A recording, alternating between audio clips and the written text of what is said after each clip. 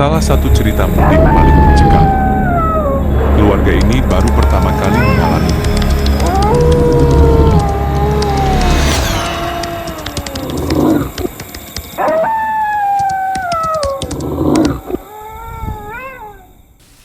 Bagi kebanyakan orang, mudik adalah momen yang paling dinanti-nantikan.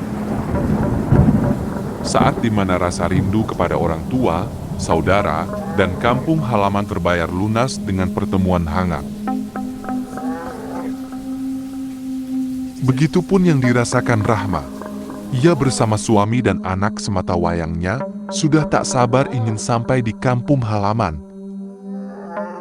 Melewati perjalanan yang biasanya terasa akrab dan menenangkan.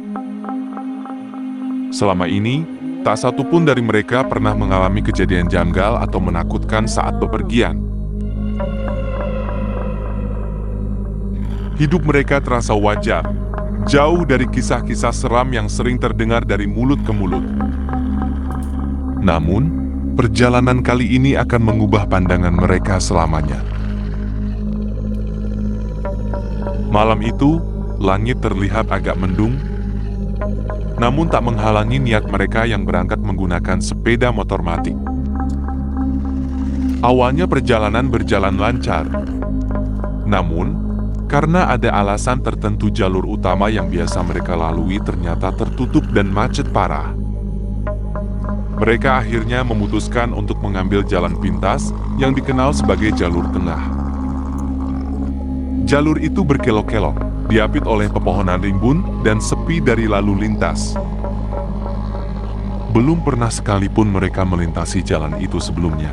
Namun mereka merasa tak ada salahnya mencoba. Berharap bisa lebih cepat sampai. Semakin jauh mereka melaju, suasana di sekeliling pun perlahan berubah. Udara terasa lebih dingin dan lembab, seolah ada kabut tipis yang menyelimuti sepanjang jalan. Awalnya Rahma menganggap itu hanya perasaannya saja. Namun, tak lama kemudian, telinganya menangkap bunyi yang samar namun jelas terdengar. Suara kibasan kain yang berat, seolah-olah ada sesuatu yang melayang di udara tepat di samping mereka. Suara itu muncul dan menghilang secara bergantian, seakan mengikuti laju motor yang mereka kendarai. Rahma menoleh ke kiri dan ke kanan, namun tak ada siapa-siapa, hanya pepohonan yang bergoyang tertiup angin malam. "Kau dengar sesuatu?" tanyanya pelan kepada suaminya. Namun suaminya hanya menggeleng, sibuk menjaga kestabilan kendaraan di jalan yang makin sempit itu. Rahma pun menelan ludah, berusaha menenangkan diri dan berpikir bahwa itu hanyalah bunyi dedaunan yang tertiup angin. Namun ketenangannya tak bertahan lama. Tak lama berselang, terdengar lagi suara lain, suara tangisan lirih, berat, dan memilukan. Seolah berasal dari kejauhan namun terasa begitu dekat di telinga. Suara itu makin lama makin jelas, seolah bergetar di udara. Rahma mulai merasa bulu kuduknya meremang. Ia sadar, apa yang ia dengar bukanlah hal yang wajar. Ketika rasa takut mulai merayap di dada, hal yang jauh lebih mengerikan pun terjadi. Saat mereka melintasi tikungan yang agak sepi, di pinggir jalan di bawah sebatang pohon besar, Rahma melihat sesosok bayangan putih. Ia terbaring diam di atas tanah. Berbalut kain kusam yang melilit seluruh tubuhnya, jelas sekali wujudnya sebagai sosok yang sering disebut orang sebagai pocong. Sosok itu tak bergerak, namun yang paling membuat darahnya terasa berhenti mengalir adalah sorot matanya. Tajam, menyala, dan menatap lurus tepat ke arah Rahma, seolah menembus hingga ke dalam jiwanya. Rahma terperangah, ngeri rasanya seakan tak mampu bernapas. Ia tak berani berteriak, tak berani memalingkan wajah. Hingga akhirnya sosok itu perlahan menghilang seiring motor yang terus melaju menjauh. Hati Rahma berdebar kencang. Ia meringkuk di belakang suaminya, memeluk erat anaknya yang masih tertidur pulas tanpa menyadari apa yang baru saja terjadi.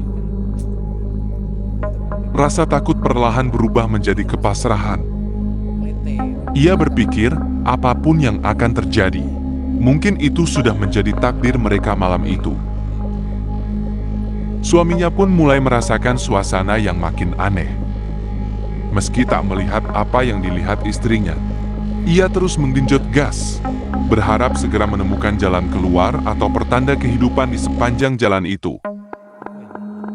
Namun, nasib seolah belum berpihak pada mereka. Tanpa sadar, mereka memasuki sebuah gerbang yang tampak tua dan berkarat. Di hadapan mata mereka terbentang sebuah kampung yang tampak kuno, penuh dengan rumah-rumah bergaya zaman dahulu yang terbuat dari kayu dan anyaman bambu. Semuanya tampak kokoh, namun ada yang sangat janggal. Seluruh rumah itu gelap gulita. Tak ada satupun lampu yang menyala, tak terdengar suara hewan, tak ada tanda-tanda kehidupan. Sepi yang luar biasa, seolah tempat itu sudah lama ditinggalkan oleh penghuninya. Jalan setapak di antara rumah-rumah itu terlihat tertutup dedaunan kering, seolah tak pernah dilalui siapapun selama bertahun-tahun. Suaminya pun memperlambat laju motor. "Di mana kita ini?" bisiknya dengan suara yang bergetar. Rahma tak sanggup menjawab. Ia hanya diam, menatap rumah-rumah yang diam dan sunyi itu, merasakan ada ribuan pasang mata yang diam-diam mengawasi pergerakan mereka dari balik jendela-jendela yang tertutup rapat. Suasana itu begitu berat, seolah udara di sana menekan dada, membuat siapapun yang masuk merasakan ketakutan yang tak beralasan.